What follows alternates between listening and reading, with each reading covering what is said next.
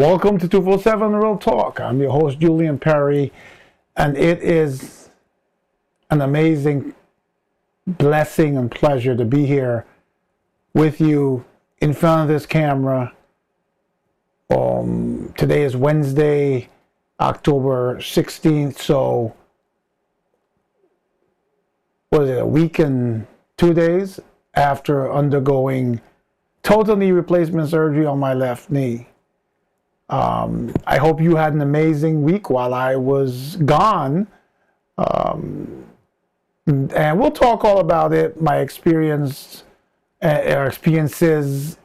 that last week and everything that's been going on in this episode of the 247 Real Talk podcast.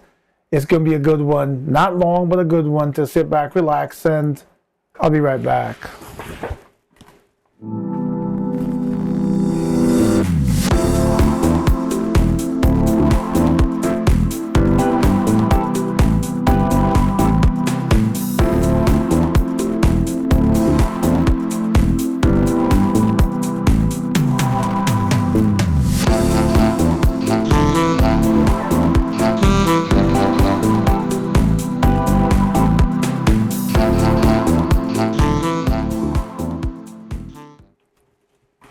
All right, I'm back. Again, so happy to be here. So, last week, you would have noticed that Friday morning came and there was no episode. And I think I'm up to around 276 or 277 episodes. It's been about 5 years almost. That's the first time ever in the 5-year period that there was no episode. When I did my previous surgery, I had scheduled replays of previous episodes for your listening. But last year when I did my surgery, I believe that right after the surgery I came back on and recorded an episode. And that was my intention this year. But I had the surgery last Tuesday. I stayed overnight in hospital. I got home here Wednesday afternoon, and I didn't have it in me Wednesday night to record. I still didn't have it in me Thursday night, which is strange considering that the experience has been quite different. So let me back up. First of all, let me say thank you to every single one of you who prayed for me, who sent me messages of hope and encouragement, those who knowingly, I know of who prayed for me, and the many of you I know who prayed for me who haven't been able to communicate or didn't that you did. But I am so grateful for each and every prayer and each and every one of you. The surgery was different this time around. A year between last year, it's a year short of maybe 2.5 weeks or 3 weeks. Last year I had my surgery on October 29th. This year I had the surgery on October 7th.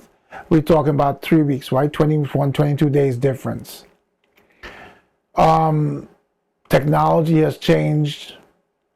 Last year after my surgery, my leg was heavily bandaged with a device with a hose that had a non-replaceable battery in it that worked for a few weeks, and it basically created some sort of drying effect via the hose, whether it was pulling or blowing air, I'm not sure, but it was making sure that the suture remained dry. Like I said, there was a sort of ace bandage around the entire thing, and then when they took the ace bandage off, there was a secondary wide bandage that remained with this hose. This time around, there was a slim bandage. I found out that this new bandage that they're using, they only started using 2 weeks before my surgery. As I look down, a half of the bandage is gone. The suture is dried up. It's still there, the big suture. I don't want to show it on camera now, but half is gone. Half of the bandage is left. It is a so-called waterproof bandage in that you can bathe with it. You don't dry it with a towel, you just pat around it. But as the cut heals, or as the cut closes, the bandage sort of falls off, and you can cut off whatever's hanging until, I'm guessing, in another few days it'll be gone. I can't tell how long the surgery was. This time I think I went in there, I don't think long, not too much earlier, maybe half an hour earlier than last year for the surgery. Procedure was the same, except this time around, the nerve blocker that they used less of it, I guess. So I was able to walk the night of the surgery and again the next morning, with a walker, of course. Last year, the nerve blocker was so much that my feet were still numb that night, and so they weren't able to have me walk until the next morning, which is a prerequisite to being discharged. I'm sitting here in front of you not grimacing because even though it's painful, I have good pain management again, so I'm taking the pain management tablets about 4 to 5 hours, every 4 to 5 hours. Do get pain here and there at time, but if you recall, in the right leg, I also had good pain management. What is incredibly amazing is I am able to bend my knee. I am able to bend my knee way more than the last one. Yes, it's not easy, but I'm able to walk without a walker and a cane. And we are 8 days out, 7 days out. It is remarkable how much they've advanced. So again, thank you to all of you for your prayers and your encouragement. I am going through in-house physical therapy now, where a physical therapist comes to the house. He'll be here again tomorrow. But after next week, so I think October 27th, I start outpatient physical therapy. But enough about the surgery. What was crazy was, well, let me share a little bit more with you because I think people would have the question. So I did get a chance this time to see the bill because the person actually came to my room looking for the copay. Of course, I'm in a hospital room. You're not allowed to bring wallets. You're not allowed to bring keys. So I didn't have anything on me to pay him. I told him to bill me, but I saw the bill. And for the knee surgery and one night stay in the hospital, the bill was $70,550.22, something like that. So that sort of make you think about that again. $70,000 for the knee surgery and one night stay. Imagine if you had to find that money out of pocket. Imagine if you're in such pain that you can't walk and you need surgery and you don't have health insurance. That's one night, one surgery. But the bigger part of that stay and the subsequent rest at home, and let me just tell you, yesterday was my first day back at work, working from home in front of my computer, has not been easy because just like this episode, I shouldn't be sitting too long in the way I'm sitting in front of you. My knee should be elevated as much as possible to prevent swelling. And then sitting in front of the computer, sort of sitting sideways, having my foot up on a box is the best thing I could find to match this chair for the height I needed my foot to be. It's uncomfortable. And then after 3.5 hours, the pain starts to come, and you got to remember, make sure you drink the pain tablets. And then there's antibiotics and aspirin for blood thinners, and another medication for making sure the narcotic doesn't works okay with your stomach and your kidneys. There's a whole lot of, there's like 6 different medications. As I'm going through this and looking forward to the future, one night my father called. We usually talk on Teams and video, and he says, "Your face looks relaxed. You look way better than before the surgery." And what I realized was the 8 days or 7 days or whatever I was off from work, I was so preoccupied about myself and my health and my family that I did not think about work. I did not think about the horrible conditions at work and the horrible people at work that enjoy waking up every day and coming into work to make your life and my life and my co-workers' lives and my supervisor's life miserable. And so in going through this, I realized that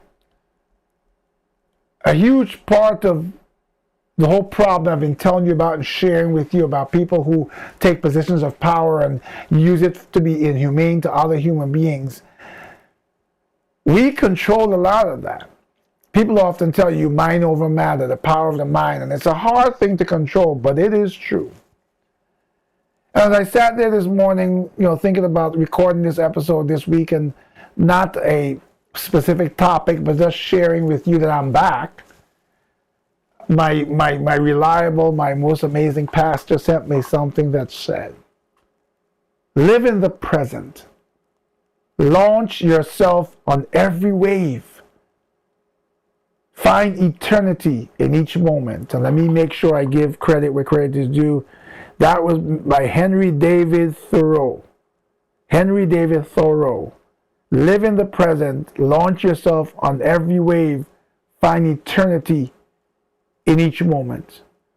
And I thought about the true meaning, what that means.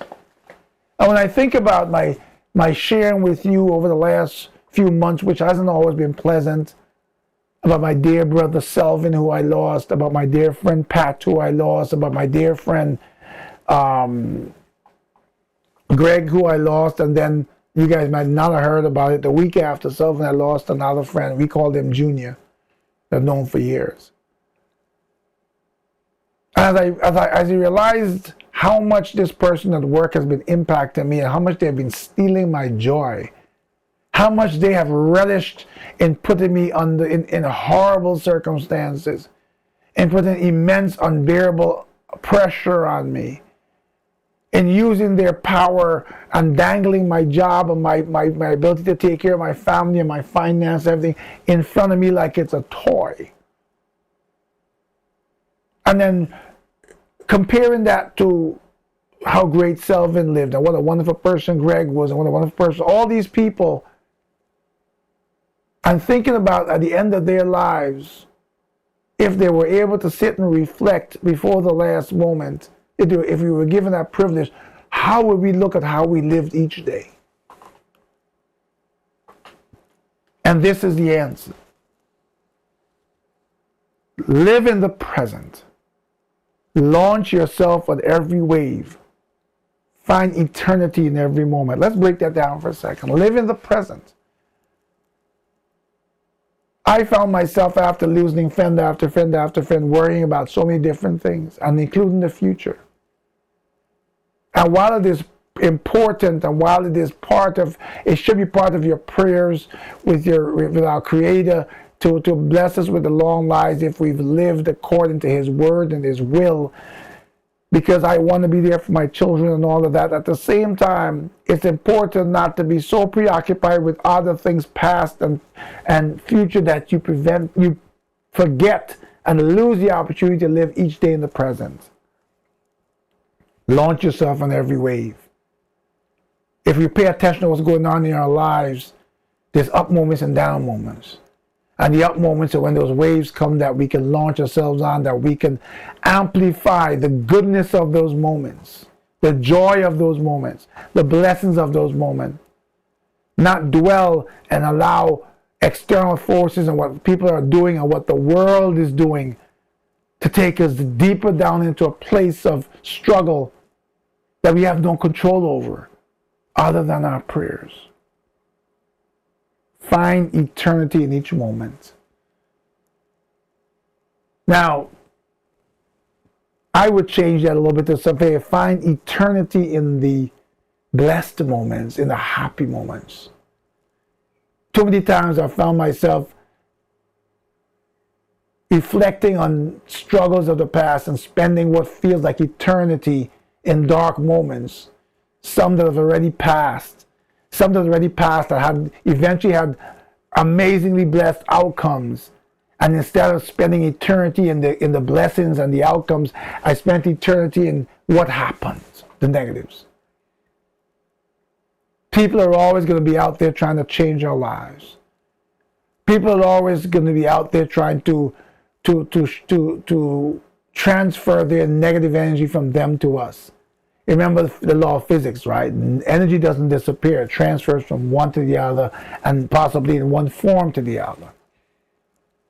Those people at job who are narcissistic, who are self-empowered, who feel great, who feel somehow they're living the right life by having others oppressed and crushed and at their mercy. That is their euphoria. And for a moment, myself and many other people in my job who I've talked to have allowed these people to do that to us. If I find eternity in all those blessed moments, then what those people do will have less and less impact till it doesn't matter. Because no matter what they do in flesh, we all belong to the same, we all the same. And it is my belief that my Creator, my God, can take all that they're trying to do and have the net sum effect of zero. So as we go forward in these coming weeks, I'll continue to share with you what's going on the job and how things are changing. And I think you've traveled long enough in this journey that you want to know the end of the story or how the story changes. We're going to continue to look at the struggles that we have as people. Someone contacted me from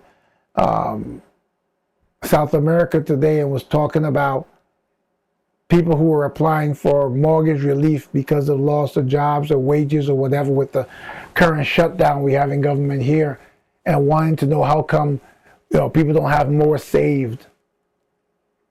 And so we got into a bit of discussion of not of the political aspect, but of how life can be challenging, how we have to do our best to live in that moment. And sometimes these mathematically correct formulas for how we live don't equate with how life is.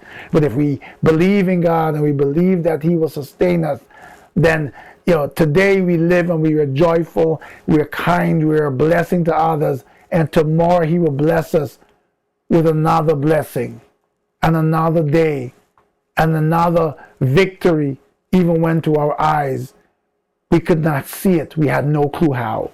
I've lived enough times in enough scenarios to tell you, and I've shared some of them with you to tell you, not only is it possible, I am a testimony to the fact that it's real. So as you go through the upcoming week, until we speak again next week, I want you to take this with you. Look at me as I am in front of you telling you I came through surgery. Now I have 2 new legs. I wish I had better health care so that maybe I could have talked to it to put in some bionics in there so I could do what, for those of you old enough, you know about the $6 million bionic man. But anyway, at the same time, I am blessed as I go through healing and as I walk and as I share stories. Maybe one day I take my live stream camera outside and I take you for a ride with me or a jog with me and we do a podcast somewhere else that's not in the studio. So maybe you see the victory. I will do my best to live in the present, to launch myself on every wave, and to find eternity in every moment. Almighty God, here I am. Here I am with you. Here is all of me. I come as I am, listening, praying, believing, hoping, giving, and receiving. I am fully present. I'm finding my flow and eliminating distractions. Through your power, I maximize this moment, this day. Grant me moments of motivation and joy, moments of achievement and momentum, moments of realization and awareness, and moments of real fulfilling connection. Bless me today with an extraordinary and impactful day as I embrace the power of this moment. A blessing and a miracle from you, my Creator, Savior, and Guide. Live in the present. Launch yourself on every wave and take full advantage of the moments that when you string them together, can make sure no matter what happens to you, your belief in yourself and your Creator will give you memories of joy that overflow and overshadow everything else. And the rest of it, your Creator will take care of. And that too shall pass. Have an amazing week ahead. It is such an honor, a privilege, a blessing to be back in front of you. I thank you from the bottom of my heart. Until the next time, please take care of yourselves and each other.